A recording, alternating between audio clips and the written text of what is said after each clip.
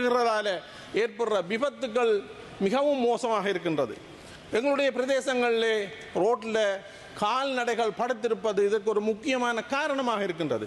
ஏன் கால்நடைகள் ரோட்டுக்கு வருகின்றது? அவர்களுக்கு மேய்ச்சல் தரை இல்லை. வனவள திணைக்களம் மேய்ச்சல் தரையை அரச திணைக்களங்கள் உருவாக்குவதற்கு தடையாக இருக்கின்றது. மேய்ச்சல் தரைகள் இல்லாத காரணத்தினால்தான் இந்த விலங்குகள் கால்நடைகள் ரோட்டுக்கு வருகின்றது, நிறைய ஆக்சிடென்ட் நடக்கின்றது. ஆனபடியால் இந்த இடத்துல கிளீன் ஸ்ரீலங்கா நடவடிக்கை எடுக்கப்பட வேண்டும். இந்த சின்ன சின்ன விஷயங்களை நாங்கள் முதல் நடைமுறைப்படுத்துவோமாக இருந்தால் நிச்சயமாக கிளீன் ஸ்ரீலங்கா ஒரு வெற்றிகரமான திட்டமாக வரும். அதே மாதிரி பார்த்தீங்கன்னு சொன்னால் அத்துமீறிய கட்டிடங்கள், இன்றைய ட்ரைனேஜ் இல்லை, வயல்வெளிகளிலே மண்ணை நிரப்பி வீடு கட்டுகிறார்கள். நாங்கள் கிளீன் ஸ்ரீலங்கா கவனம் எடுக்க வேண்டும். தேவையற்ற பொருட்களை அகற்றுதல், இந்த தேவையற்ற பொருட்கள் அகற்றுதல் எங்களுடைய திணைக்களங்களிலே வந்து பாருங்கள், அமைச்சுகளிலே பாருங்கள், எத்தனை பாவிக்கப்படாத வாகனங்கள் நிறுத்தி வைக்கப்படுகின்றது. அவற்றை திருத்தி பாவனைக்கு எடுக்க வேண்டும் அல்லது ஆக்ஷனுக்கு கூடாக அதை விற்று அரசாங்கத்துக்குரிய ஒரு வருமானத்தை ஏற்படுத்தலாம். அந்த வாகன தரிப்பிடங்கள் எல்லாம் நுழம்பு பெறுகின்ற இடங்களாக காணப்படுகிறது. கிளீன் ஸ்ரீலங்கா அங்கு துவங்கப்பட வேண்டும். அதே மாதிரி நெறிமுறை சார் எத்திக்கல் பிரச்சனை, ஊழல் ஒழிப்பு. இன்று ஊழல் என்பது ஒரு ஃபேஷன் வேர்டாக இருக்குது. ஆனால் இந்த ஊழல் ஒழிப்பு என்பது அடிமட்டத்திலிருந்து தொடங்கப்பட வேண்டும். இன்று அரச நிதியை பயன்படுத்தி உருவாக்கப்பட்ட பகுதீக வளங்கள் எவ்வளவு வீதம் பாவிக்கப்படுகிறது என்றதை எடுத்து பாருங்கள். என்னுடைய மாவட்டத்தில் நான் ஒரு பட்டியலே உங்களுக்கு தர முடியும். புதிய கட்டிடங்கள் பல மில்லியன் ரூபாய் செலவில் கட்டப்பட்டு பாவிக்கப்படாத நிலையில் இன்றும் காணப்படுகிறது. நான் அண்மையில் பார்த்தேன், எங்களுடைய மாவட்டத்தில் வவுனியா மாவட்டத்தில் ஒரு கம்யூனிட்டி வாட்டர் சப்ளை கடந்த அரசாங்க காலத்திலே உருவாக்கப்பட்ட பல மில்லியன் ரூபாய் செலவில் உருவாக்கப்பட்ட community water supply. Honorable member, you have 2 more minutes. ஒரு மாதம் பாவனைக்கு பிறகு மூடி வைத்திருக்கப்பட்டிருக்கின்றது. இது மக்களுடைய வரிப்பணம். ஆகவே பகுதிக வளங்கள் முறையாக பயன்படுத்தப்பட வேண்டும். அந்த இடத்திலே கிளீன் ஸ்ரீலங்கா நடவடிக்கை எடுக்க வேண்டும். அதே மாதிரி ஒரு நோக்கத்துக்காக பயன்படுத்தப்பட்ட அல்ல கட்டப்பட்ட கட்டிடம் வேறு நோக்கங்களுக்காக பயன்படுத்தப்படுகிறது. உதாரணத்துக்கு சொன்ன போனால் வட மாகாணத்திலேயே இருக்கின்ற ஒரே ஒரு கோஆபரேட்டிவ் ஸ்கூல் வவுனியாவில் இருக்கின்றது. 2009ஆம் ஆண்டிலிருந்து அந்த கோஆபரேட்டிவ் ஸ்கூல் வேறொரு நோக்கத்துக்காக பயன்படுத்தப்படுகிறது. அங்கு இப்போது கோஆபரேட்டிவ் ஸ்டடீஸ் நடக்கிறது இல்லை. வடமாகாணத்துக்கு இருக்கின்ற ஒரே ஒரு அந்த கோஆபரேட்டிவ் ஸ்கூலை நாங்கள் இந்த கிளீன் ஸ்ரீலங்கா கூடாக உரியவர்களுக்கு கையளிக்க வேண்டிய தேவை இருக்கின்றது.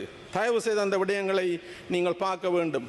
அதே மாதிரி இன்றைக்கு எங்களுடைய நாட்டிலே நாள்பட்ட சிறுநீரக நோய் CKD ஒரு முக்கிய பிரச்சனையாக இருக்கின்றது. ஆனால் எங்களுடைய அத்துமீறிய அதிகூடிய உரப்பாவனை என்பது இந்த CKDக்கு முக்கியமான ஒரு காரணமாக சொல்லப்படுகின்றது.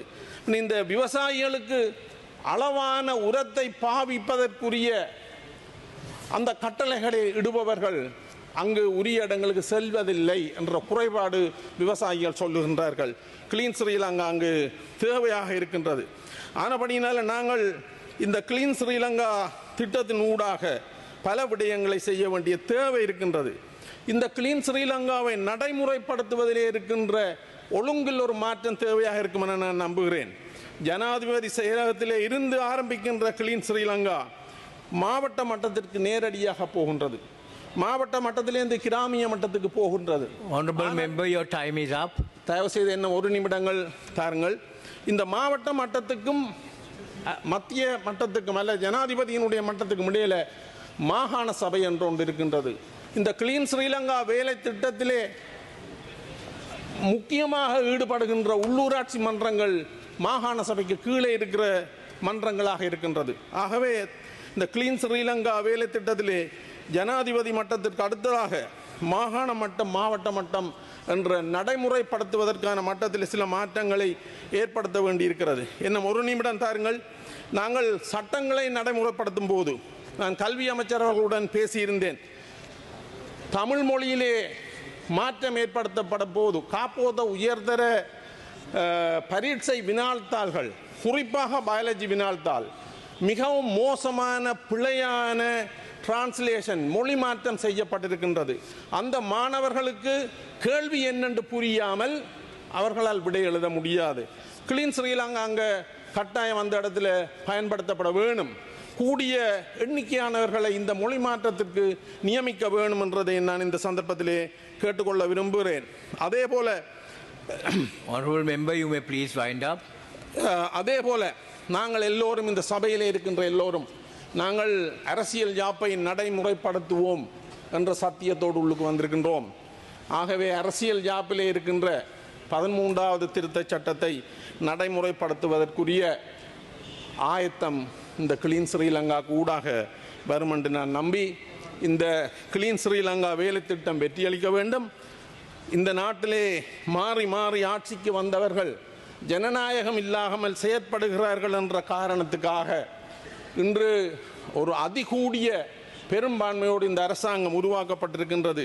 இந்த கிளீன் ஸ்ரீலங்கா வேலை திட்டம் உட்பட ஏனைய வேலை திட்டங்களில் நீங்கள் தோல்வி அடைவீர்களாக இருந்தால் இந்த நாட்டு மக்கள் ஜனநாயகத்தின் மீது உள்ள நம்பிக்கையை இழந்து இந்த நாடு வேறொரு நாடாக மாறக்கூடிய சூழ்நிலையை நீங்களும் ஏற்படுத்தாதீர்கள் என்று கேட்டுக்கொண்டு இந்த சந்தர்ப்பத்துக்கு நன்றி கூட்டி விடப்படுகிறேன். நன்றி, வணக்கம்.